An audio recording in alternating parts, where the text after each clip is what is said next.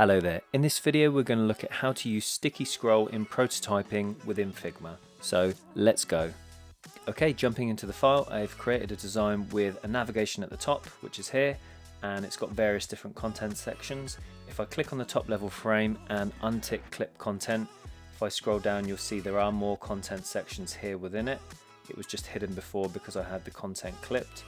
So I just click here, that hides it, and if I untick it, it shows you all the content. So we've got different movie sections here. We've got top movies, trending, for you, watch next, and then we've got a carousel with some other larger content at the bottom. So if I click on the top level frame and click on present, that's going to load me into prototype mode and it's going to preview what we have. So as you can see, we've got the navigation at the top, got all the different content sections. So as I scroll down the page, the content scrolls, and that's it. It doesn't do much else. And you can see there is an issue here with the navigation showing behind some of the content sections. So we'll have to look at fixing that now. So going back into my design mode, I want to go in and on this frame here, which is the navigation, I'm going to go to prototype, and at the moment it's set to scroll with parent. Now what I actually want to do is fix and stay that in place. So now I've marked that as fixed. I'm going to go back to the prototype, my second tab. Click once, and as you can see now when I scroll, that's fixed to the top of the frame, which is what I want. I want the navigation to be fixed to the top, so that's great. That's one thing done. Now going into these sections, I'd quite like it if each of these sections would stack, and we can do that with sticky scroll. So if I click on one of the sections here, as you can see in my layers panel, I've got a container which contains all of this content.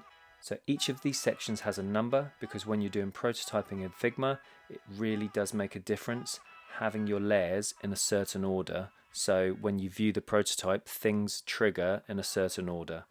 So let's go back into prototype mode. I'm going to click on here. We're in prototype mode at the moment. Let's click on section 1.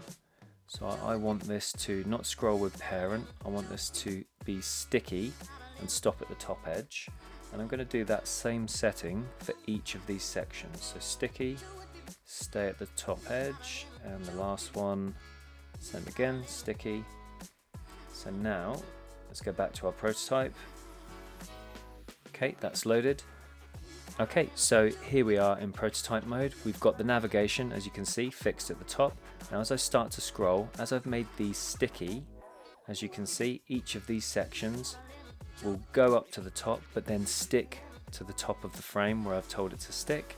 And then the last section, I haven't actually applied any effect to the last section, so it will just continue to scroll and cover up those sticky sections.